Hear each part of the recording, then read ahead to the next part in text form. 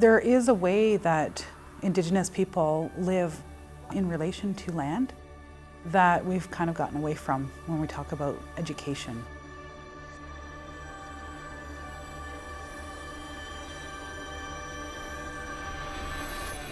Land-based Indigenous studies for me is the mixing of culture, knowledge, and then bringing forth that kind of traditional understanding of what land and science, food sustainability, and spirit mean. If we're going to be comparing it between a mainstream and a land-based education system, the differences would be things like a classroom is a colonial system of education. Chairs, desks, writing utensils, that's all colonial education. So land-based education really brings people to the land and understanding the relationships with the land, all the things that the land produces that have relationships with each other. When we learn more about best practices for incorporating Indigenous worldviews into classrooms and curriculums, we discover that we really need to be taking students outside and connecting them with the land and connecting them with Indigenous knowledge keepers and community members.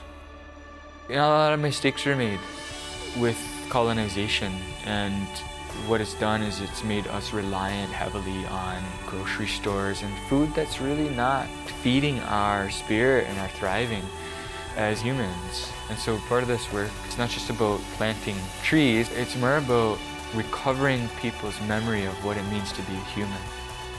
The best lesson I give in a classroom will never compare to the memories and the knowledge and the way they absorb it, because they carry that knowledge with them wherever they go moving forward. The next time they're on a walk, they're walking their dog, right? If they go on a cottage or camping, they see things that they never noticed before, and they share things actually in a different way. We were joking this morning out on the land that we've covered a lot of science, math, phys ed. We've covered all these curriculums just by our conversations and the active part of our learning. So today we're planting a variety of fruiting trees and shrubs. So we have a couple oak species, we have witch hazel, hazelnut, serviceberry, hawthorn, and American plum, and also pawpaw. They all produce edible fruit and nuts.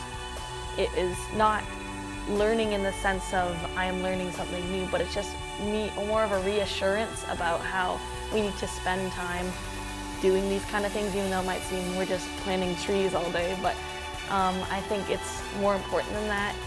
Personally, I really like the planting, the aspect of leaving my mark somewhere type thing, for lack of a better term. Just knowing that like if I were to come back here in 20 years, 10 years, whatever, then like I helped that, I was a part of that.